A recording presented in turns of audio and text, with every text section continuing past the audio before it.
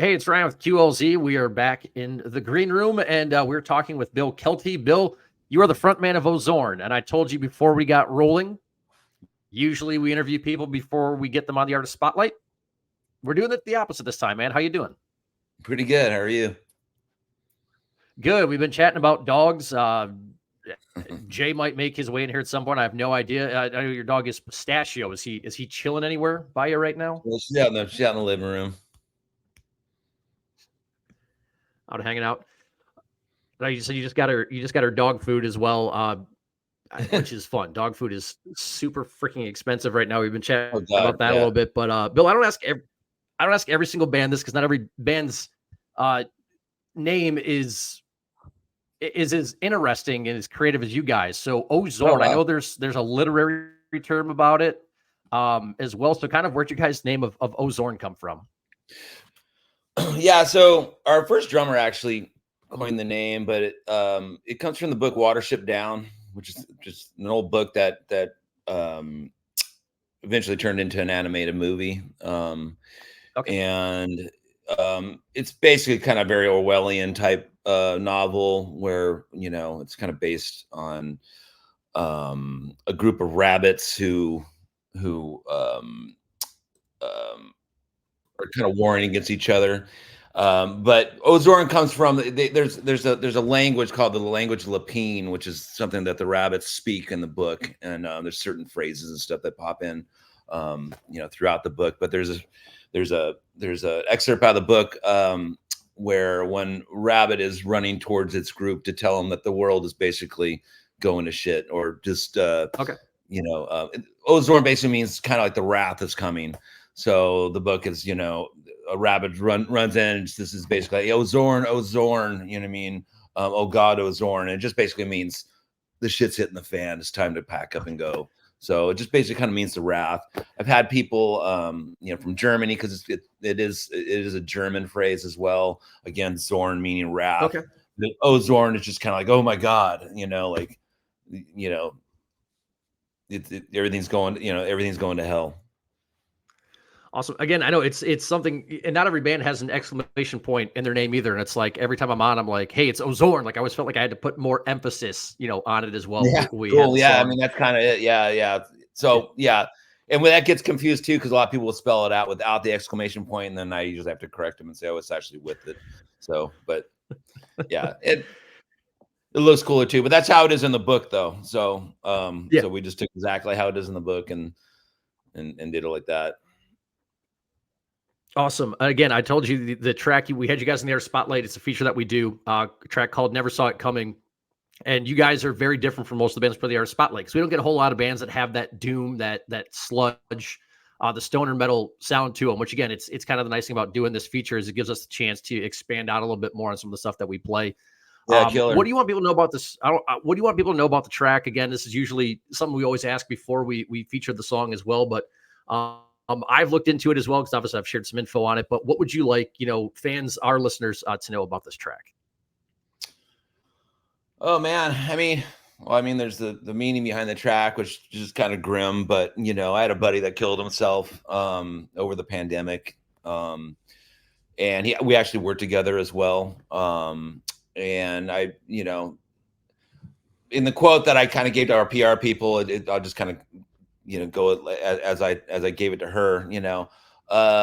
It's like I worked with this guy on and off for about 5 years, and you kind of get to know someone, that you work with. You have different relationships with people, obviously. You know what I mean? Like some people, you work with for years and years and years, but you never Mhm. really kind of know what's going on behind the scenes at home, or what I mean, how they, you just kind of base your opinion off them, how they are at work, how they're doing.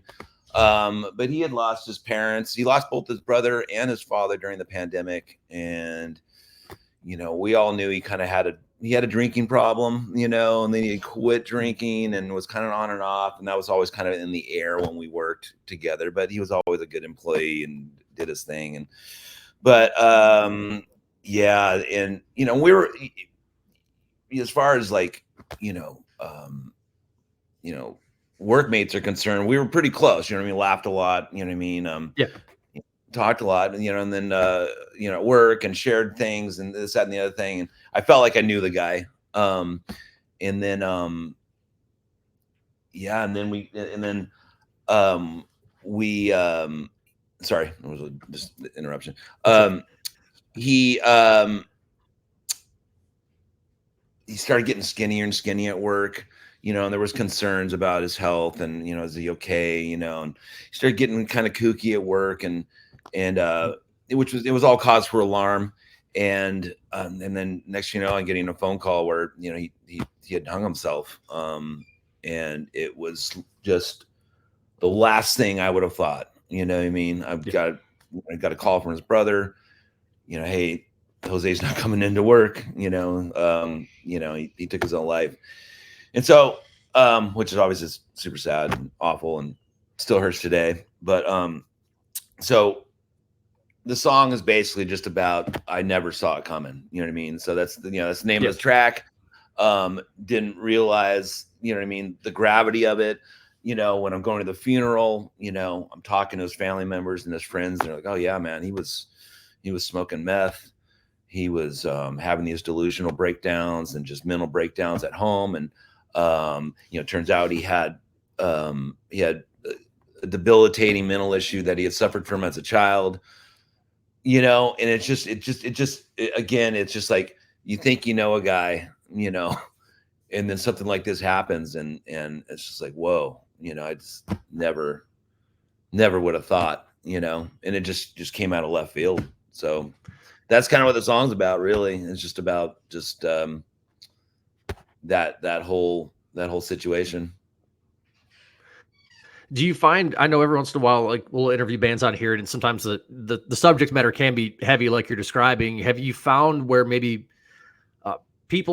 fans have reached out to kind of say, hey, the song has kind of helped me through this, or they've been able to relate to it? I know we've had some people that have had, songs about some family issues and things. They're like, the amount of people that have reached out to us to say, it's nice that we have a song like this that we can kind of, I mean, I haven't done anything like that yet. The song's still new, you know what I mean? So you've seen it all. I don't think the meaning has really gotten out there just yet, but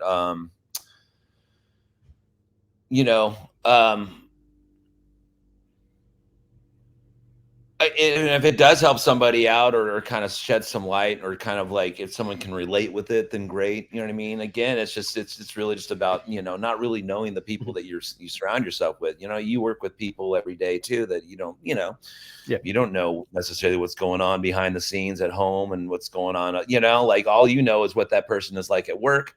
You know what I mean? And many times, what's going on at home reflects in their work.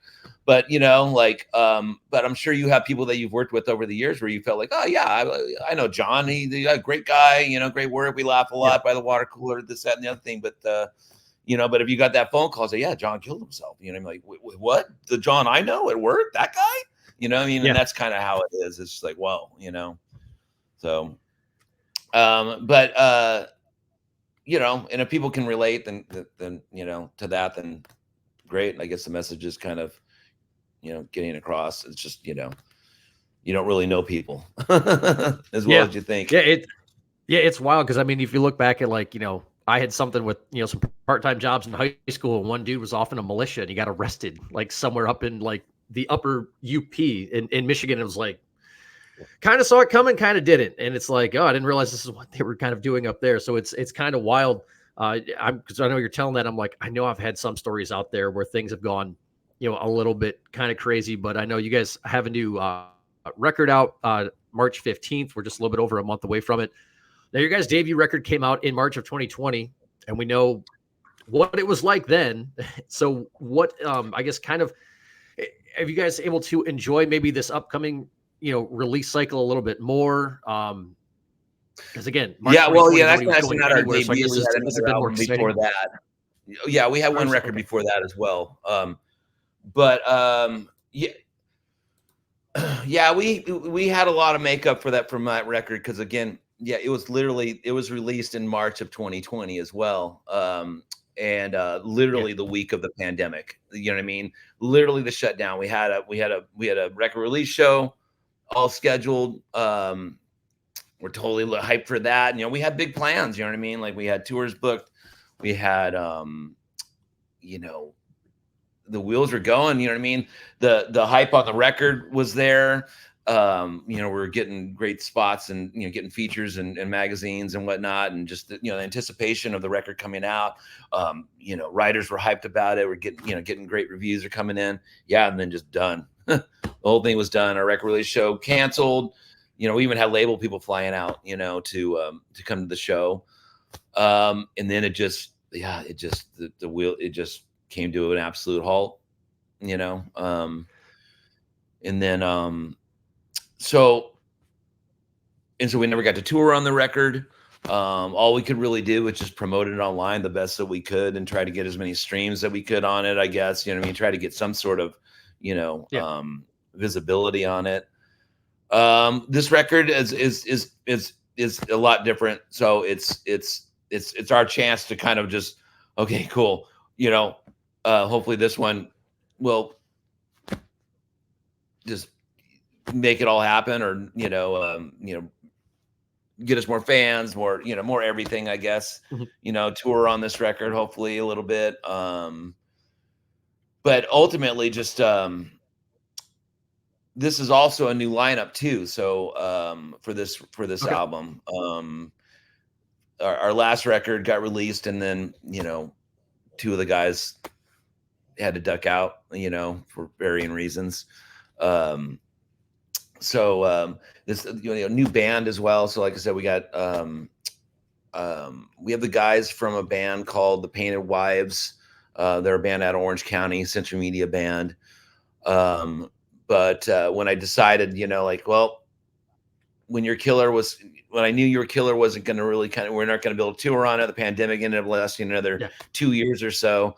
I was like, screw it. Let's just start writing a new record. And then I found a drummer that was in a band called Painted Wives. We started hashing out a new record. And then eventually the two other members of his band joined our band. So, and now starting to write a new record, now,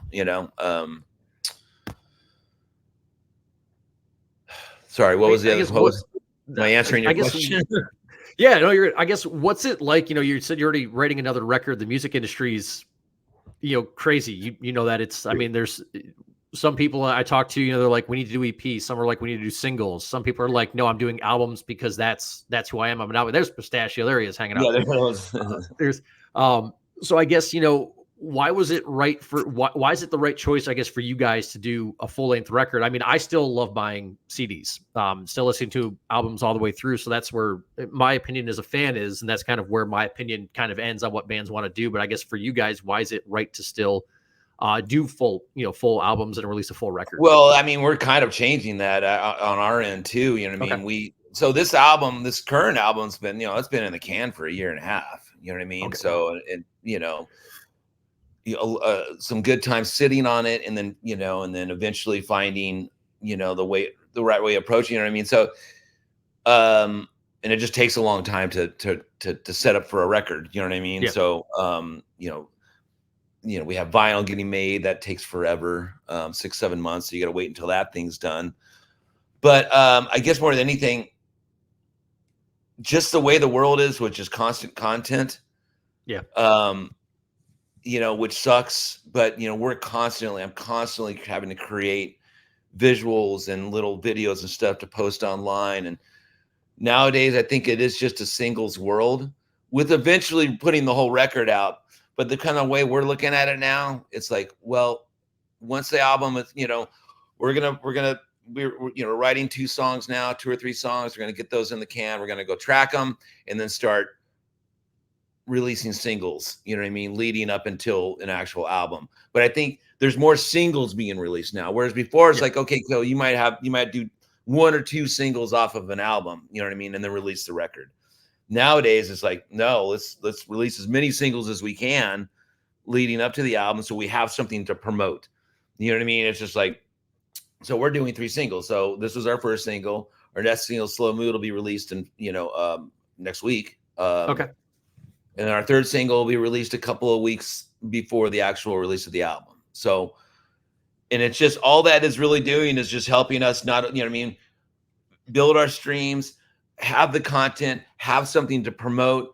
You know what I mean? Because like if you don't promote new music, your social media is just going to kind of go to shit. You know what I mean? The Otherwise, algorithms kill you. Yeah, if yeah, it's dude, not it's insane. constant Like I mean, feeding. it's Yeah, and if you're not a creative person, you know what I mean? Like, thankfully, like we've got a lot of great artists on our side. I've got some people. I make a lot of it. Like we have a lot of little video clips and stuff that I create.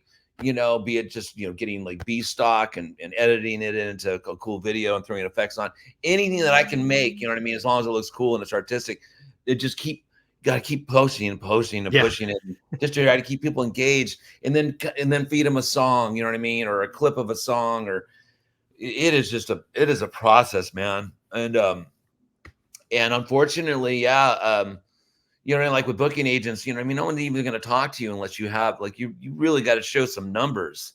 Yeah. And it's just unfortunate. It's unfortunate, but that is just the way it is. But I mean, I feel bad for like bands because I get hit up by guys all the time. It's like, dude, who does your content? Who creates your videos? Who creates your rad artwork and this and that? God, man, we got a bunch of people involved, which brings out other things though too. It's like, I always tell bands too, it's like, man, try to co-op with artists. You know what I mean? Like if, video creators and animators and stuff like that. It's like, if you got good music, if you've written some really good tracks, you know what I mean? Like, and you're constantly posting content, other artists kind of want to work with you too. It's like, it's like, oh, cool.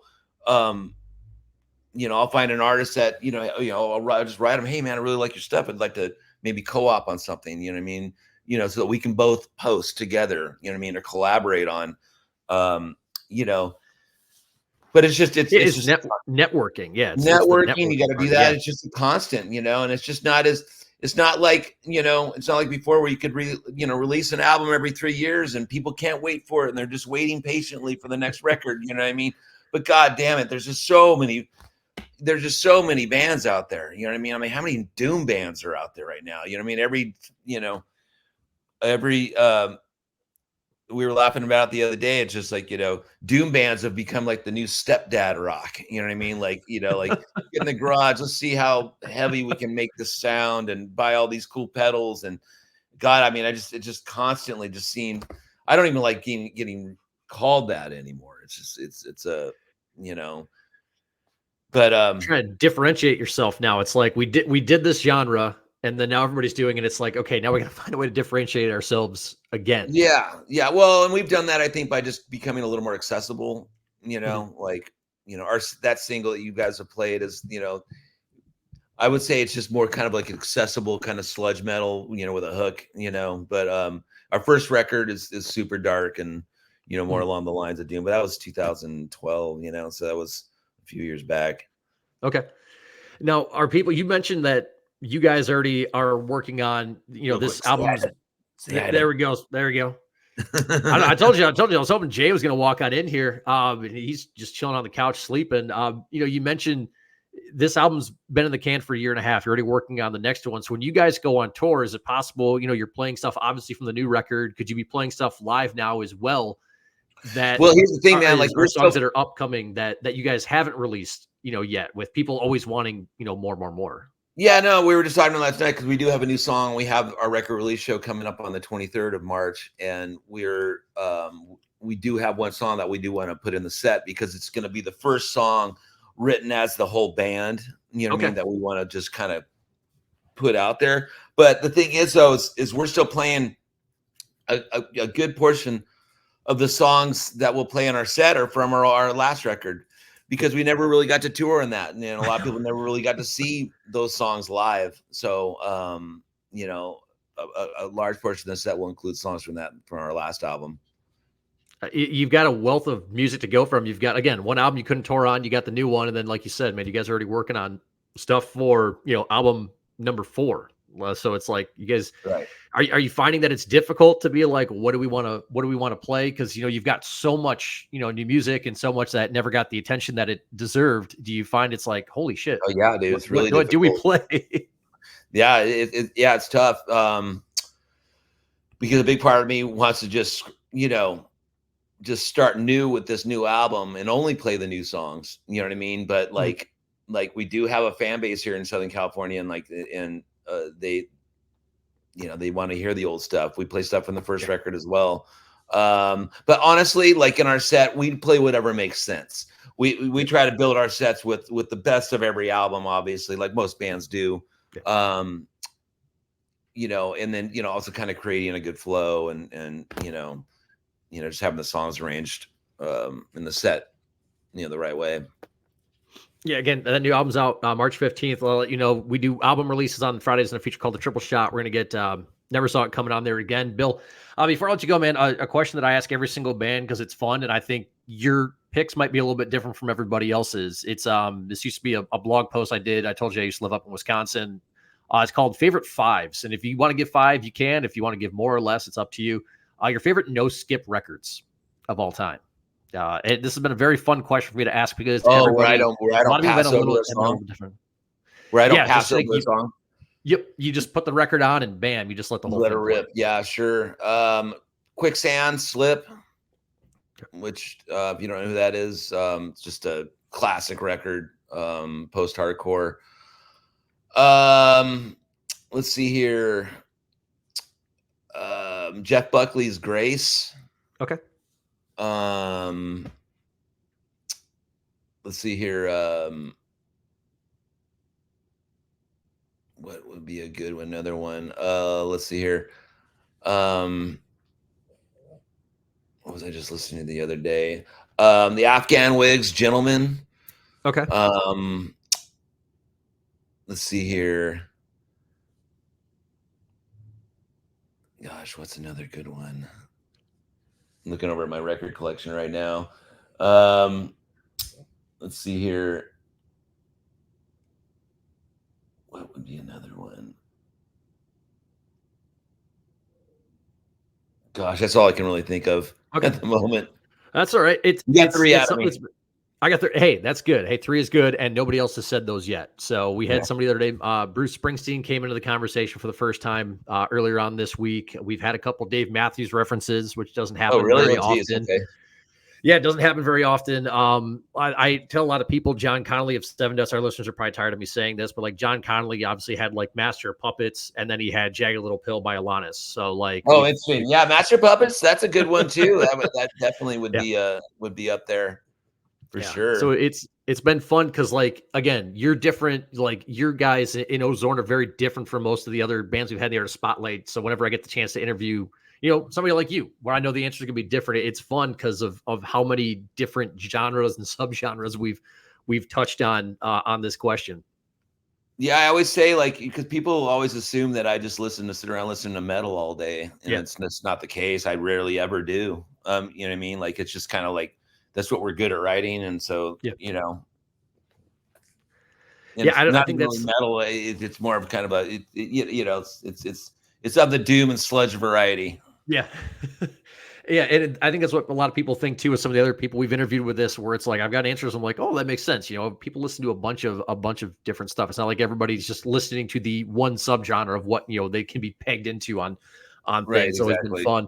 And Bill, before I let you go, man, as well, where can everybody follow you guys? Website, socials. If people want to know, when you guys have more new music coming out, tours, people want to buy merch, all that kind of stuff. Go ahead, you plug your website. Yeah, our next single is out February 16th, so that's Slow Mood. We've got a really kick-ass video that we're making for that. You can find us on Instagram at O Zorn Rocks, Facebook at O Zorn Rocks. We're on Spotify, all the channels. We have our first record, self-titled. Our last record is Your Killer. Check out Your Killer. Your Killer's, if you can't wait for the record, check out Your Killer. There's something on there for everyone.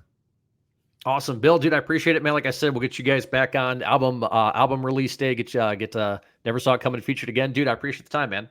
Killer, Ryan. Thanks, man.